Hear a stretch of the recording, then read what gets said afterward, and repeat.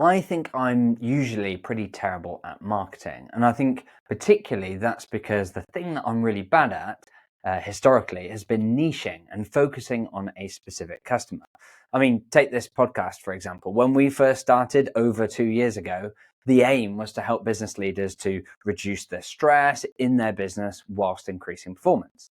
Now, you might rightly challenge whether this is specific enough. We didn't pick whether this podcast is for business owners or for leaders of bigger businesses. In reality, we wanted to help everyone and had got experience of having done so, both as management consultants and as entrepreneurs and so on. And so it felt so hard to be specific about exactly who the podcast, never mind our other businesses, are for. And this has often been the case for me. Over the years, every business that I've ever started, and there's been more than 10, I don't even know the exact number, they've started with a very broad definition of the target customer, whether it was local businesses or students or HR teams of medium-sized to large businesses or leaders of enterprise businesses or small business owners. Like, on first glance, these seem pretty specific. Like, there isn't a person in the world who fits into all of those groups. However, I've come to learn that if you want to build a successful business, you need to get way more specific than that. So in this episode, I'll give you a peek behind the curtain of how one of my businesses has done this and the exact steps that we took to get clear on who our ideal customer should be, why that's the case, and the impact that this has had.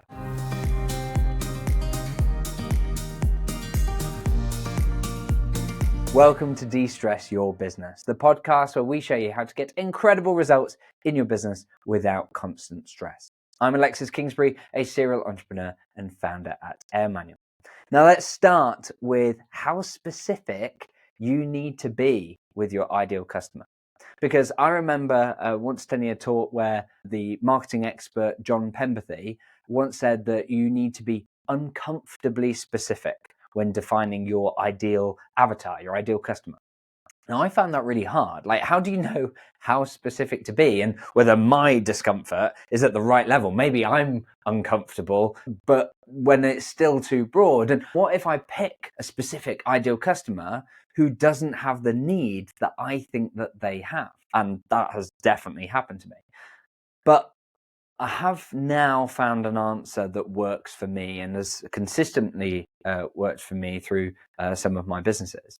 And that's that I started with my existing customers. Now, that's a slightly challenging thing to do because if you're at the very beginning of your business, you haven't got any existing customers, it's very hard to niche. And that's a bit of a catch-22 situation. In my experience, I haven't been able to define successfully a very specific ideal customer right at the outset, and that hasn't changed. That just doesn't work for me. I've had to find it as I've gone along. And so with one of my software businesses, with AirManual, we have a wide range of customers, from the single business owner who's just got one VA in their business through to massive enterprise clients like Sony and Asahi Beer, which, by the way, makes for very interesting webinars and workshops that we run for our customers when you've got both those in the virtual room. But we've also got clients in every industry, from software to healthcare, from lawyers to dog training.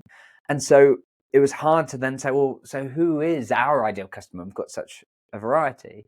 So I started with where we were getting the most referrals.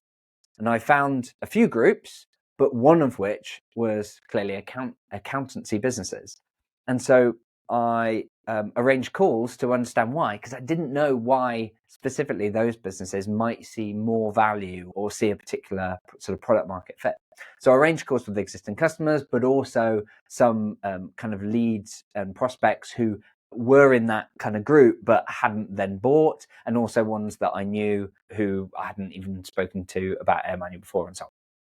And in those conversations, I dug deep into the problems that they were solving, what solutions that they already had access to, why these didn't work for them to solve the problem.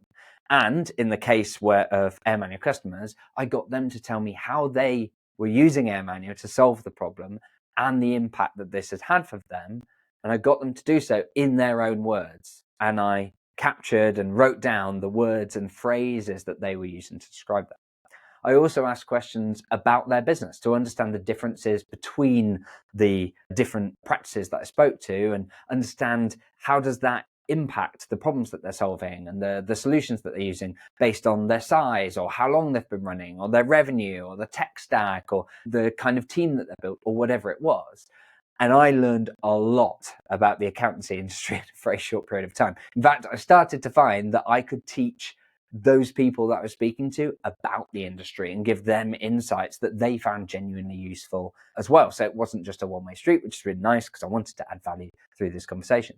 But just to give you an insight into the sorts of things that I was learning, because for you, if you're thinking about, why do I need to go down a specific route? And perhaps I've already identified a role. I've said, it's the COO, or it's the head of HR, or head of finance, or whatever.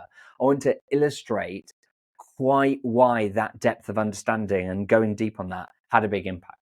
So firstly, I found out about the industry in general, and I learned that actually a lot of owners of accountancy practices start off with creating a bookkeeping practice, partly because it's an easy way to get started with a sort of good regular work, partly because the certifications, accreditations that you have to have, sometimes you might not have them in place, having left an accountancy, depending on how you left and what qualifications you'd got before you left. But you can start a bookkeeping practice, and then you can hire an accountant who has got the certification so that you can then add accounting services and so on. And so all of that nuance of exactly how that's set up mattered. One of the other things I learned was how much that the concept of selling a business in the industry of accountancy and bookkeeping was much more expected than perhaps a lot of industries. The trajectory for a lot of these businesses is essentially you've left a big practice, a big accountancy practice, whatever. You want to have more impact. You want to create something yourself. So you start your own. You then add team members to it. And at some point in future, the expectation is that you would sell as your exit, and that those clients go on to another accountancy business. And there's a very active mergers and acquisitions market in that industry constantly happening, with loads of examples of where that's happening. And it's interesting to almost watch these sort of big giants kind of buying and buying and buying, and then they get big, and then someone leaves that company and goes and starts their own, and the cycle there continues. So there's that, but also I saw how that was happening in the software industry relating to that market as well, how some of the bigger software companies were buying lots of these individual, more specific applications and combining it, and what that meant for the industry.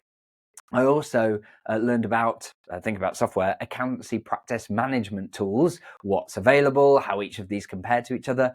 Like, one of the things I found is that a lot of the owners of practices don't know what tools are available, or they've heard a load, but they don't know how to compare them. And it's really difficult because they all just say that they're the best, but how do you really know? And so I was able to start being able to provide even guidance around that and give a more independent view, which in, whatever industry you're in, whatever target you pick as your specific segment, you're able to kind of dive in. And so that was really interesting. I also learned really specific things, like how there's quite a few tools in the industry where it's like tools for accountants, built by accountants, which is great for some ways, but also means that there's a lack of good software design in a lot of cases. And so as a result, that means that it's not very user-friendly, and that creates an opportunity where actually AirManual has been built in a different way, right? But also we saw how, because of the mergers and acquisitions activity, there's a lot of pain associated with tools that are kind of stitched together but not well integrated. And so using these tools is clunky. And so products like AirManual, where we're kind of working as the wrapper for these tools to provide the team with the guidance on how to use them, work really well in that industry. And that's one of the things that I learned from speaking to practice owners. I learned why owners felt stuck in their business and why they were trying to make the practice more, not rely on them day to day, so that they could grow it and spend more time on client acquisition and go on holiday and so on, and why that was, and why they struggled to find talent, and what the answer was based on speaking to some of the practices that had managed to solve that problem and make the leap, and understanding that essentially it came down to make it easy for the team to do things the way that you want them done. So make it easy for the team, but also for them to do things the way that you want them done. And so that was an interesting thing, because it allows you to kind of lean into, in that particular industry. I'd consider myself a control freak in that industry. There's quite a few control freaks too. And so we're able to kind of lean into that. And so that was powerful.